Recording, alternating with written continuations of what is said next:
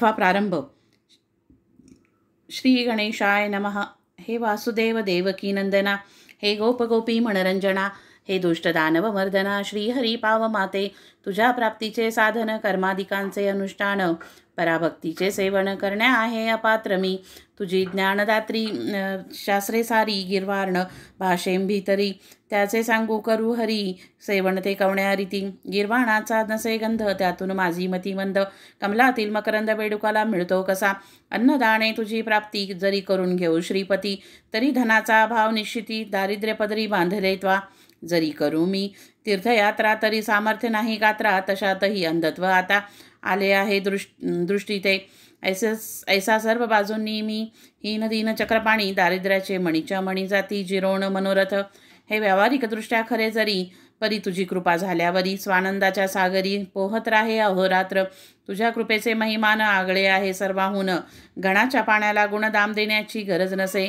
मेघांनी आणल्या मनात तळी विहिरी भरतात, निव्वळ खडकास फुटतात पाट पाण्याचे पांडुरंगा. ऐशा त्या तव कृपेचा दासगणू हा बुकेला साचा.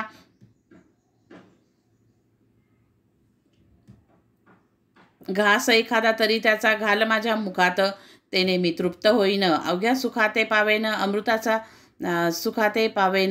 अमृताचा लाभ ताकन. रोग सारे दूर होती, असो मागीला ध्यायी. देशमुख पाटला ठाई, मुक्का माते दुफळीबाई, येऊन बैसली हे ऐकेले. जेथ जेथ ही नांदे दुफळी, तेथ तेथ ही करी होळी. अवघ्या सुखाची रांगोळी हिच्या पायी होतसे, क्षयरोग तो शरीराला वा दुफळी रोग समाजाला. नेतसे यमसदनाला प्रयत्न पडती लुळे तेथ. असो तळ्याची या काठावर, देशमुखाचा एक महार करू लागला चरचर. या खंडूपाटला पुढे पाटील गावीचा अधिकारी, पाटील गावीची पांढरी, काही कामावरून खरी कुरबूर झाली उभयंतात. तो असे मर्या महार, देशमुखाचा ज्याला जोर, तो बोलला उणे उत्तर. खंडूपाटला कारणे, पाटील वदला त्यावरी. तुझी रीत ही नाही बरी, गरिबाने पायरी आपली कधी सोडू नये. उणी उत्तरे बोलण्याचा अधिकार आहे देशमुखाचा, तुझ्यासारख्या नकट्याचा नाही हे जाण म्हणी. तरी महार ऐकेना, करू लागला चेष्टानाना. त्याच्या ऐकोनी भाषणा पाटील खवळला मानसी. बाचाबाचीचे कारण होते अतिशुल्लक जाण. कागद ठाण्या लागून पाठवणे होते. पाटलाला तो टप्पा न्यावयाचे सांगितले होते महारासी, की तू असाच जा अकोल्यासी तहशिलीत टप्पा द्याया हा. ते ऐकोनी वदला महार, मी हा टप्पा नेणार. देशमुखाच्या आश्रितावर तुमचा डोळा हमेशा. काही असो आज दिनी, मी टप्पा न जाय घेऊनी. तुझ्या हुकमाला गोनी बोंबा शिमग्याच्या समजतो मी. ऐसे वदनी बोलला, हावभावही तैसा केला. मूठ वळून आत नेला त्याने आपुल्या मुखापुढे. ती त्याची पाहुनी कृती. खंडू पाटील कोपला चित्ती. भरी वेळूची काठी होती पाटलाच्या हातात, त्याच काठीचा केला प्रहार महाराची या हातावर. पाटील मूळचा जोरदार, त्याने रागे केला प्रहार हा. त्या प्रहारे करुणी हात गेला मोडूनी, महार बेशुद्ध होऊनी पडता झाला भूमीवर. पाटील दुसऱ्या महाराला गेले टप्पा द्यावायला. तो इकडे वृत्तांत कैसा झाला तो आता सांगतो. तो महार त्याच्या आपतांनी नेला उचलून देशमुख सदनी, मोडला हात हे पाहुनी. देशमुख ते संतोषले. वा वा, छान गोष्ट झाली. आपणा कुरापत काढण्यावली ही अनायसे संधी आली, ती उपयोगी न दवडणे. त्यांनी त्या महारासी तात्काळ नेले कचेरीसी, समजाविले अधिकाऱ्यासी. खोटे नाटे विबुध हो, कोठेही दोन पक्षात वाकडे आल्या येत किंचित. काट्याचेच होतात नाटे ते अवलोका. फिर्याद त्या महाराची पुस्तकात नोंदली साची. आज्ञा झाली अधिकाऱ्याची, पाटील पकडून आणावया. शेगावी झाली पुकार, उद्या आहे पडणार पाटलाच्या पदी थोर बेडी करी हातकड्या. ते खंडू पाटला समजले. धाबे त्याचे दणाणले, तोंडचे पाणी पळाले. झाला आधी चिंता तो, ज्या शेगावी मी वाघापरी वागत होतो आजवरी, तेथेच का श्रीहरी प्रसंग आणिला बेडीचा. अब्रुदारास अपमान वाटे मरणाहून मरण. बंधू गेले घाबरून, काही विचार सुचेना. खंडू हताश होऊन बसला. तो एक विचार सुचला त्याला, श्री गजानन महाराजाला साकडे हे घालावे. त्या साधूचे वाचून या संकटाचे निरसन करणारा न कोणी राहिला या वराडी. लौकिकी यत्न करण्याला बंधू गेले अकोल्याला. खंडू पाटील नीट आला समर्थाकडे रात्रीस. येताच केला नमस्कार, शिर ठेविले पायावर. महाराजाला कठीण फार प्रसंग तो माझ्यावरी. सरकारी कामानिमित्त मी एका महाराव्रत तळ्यापाशी ताडिले सत्यकरातील काठीने. त्याचा ऐसा परिणाम झाला, काट्यांचा रायटा केला देशमुख मंडळींनी भला. माझे अहित करण्यास त्यानिमित्त कैद मला होण्याचा उद्या प्रसंग आला. समर्था माझ्या इज्जतीला तुझविन कोण रक्षील. उद्या येतील राजदूत, मला येथून नेण्याप्रत बेडी ठोकोनी पायात ऐसे आजाई केले, त्यापेक्षा गुरुवारा गळा माझा इथे चिचिरा. ही घ्या तलवार, देतो करा, वेळ करू नका हो. अब्रुदारा कारण बेइज्जत हेच मरण. अपराध माझा त्यातून अति अल्प दयाळा. त्या अपराधरूपी खड्याचा हा डोंगर झाला साचा. अभिमान माझ्या अब्रूचा धरा समर्था ये काळी. जयद्रथाच्या वेळेला अग्निकाष्ट भक्षणाला होता अर्जुन तयार झाला. केवळ आपल्या अब्रूस्तव तेथे भगवंताने भली अब्रू त्याची रक्षण केली. प्रभूने वस्त्रे नेसविली द्रौपदीला सभेत. तेवी मम अब्रू ही पांचाळी. देशमुख कौरवांनी आणली नग्न करण्यासाठी वली. तिचे करा हो रक्षण ऐसे वधून समर्थाला. पाटील रडू लागला. आसवांचा तो चालला पूर्णेत्रा वाटे हो.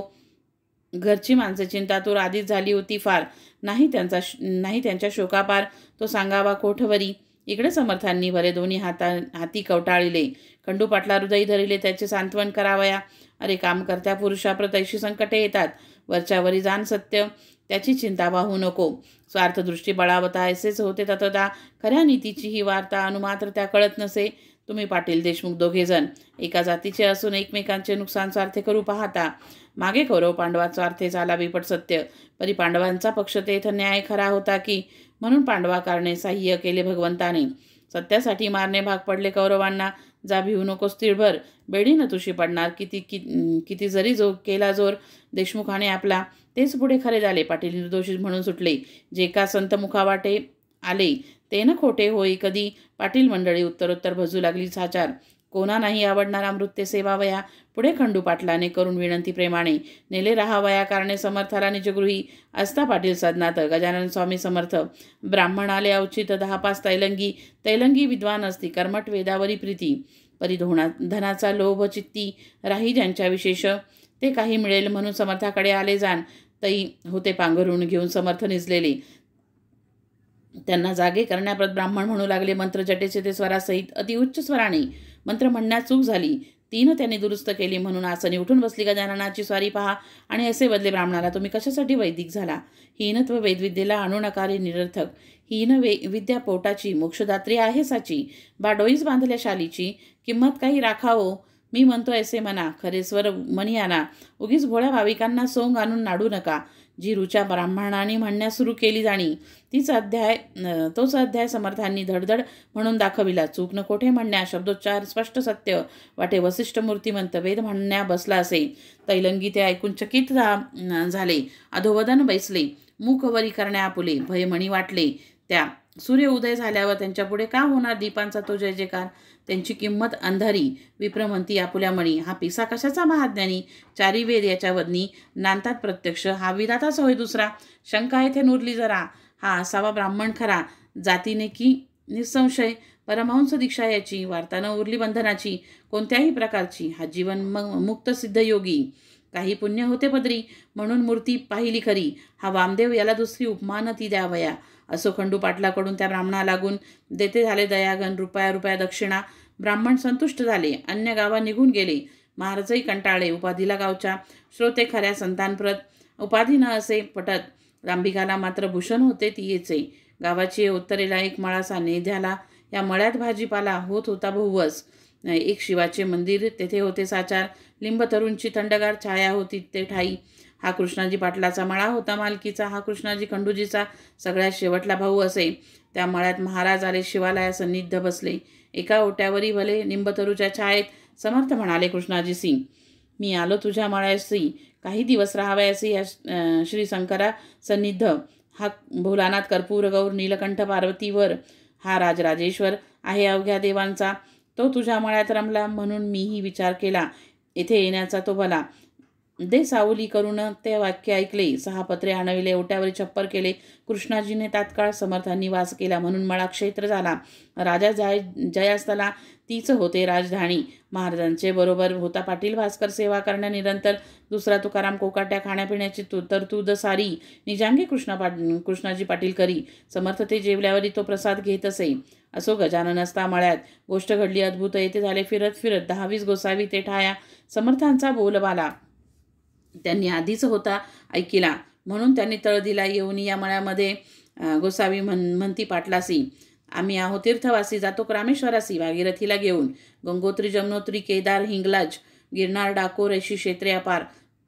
पाहिली पायी फिरून. ब्रह्मगिरी गोसाव्याचे आम्ही शिष्य आहो साचे. महाराजही आमुचे आहेत सांप्रत बरोबर.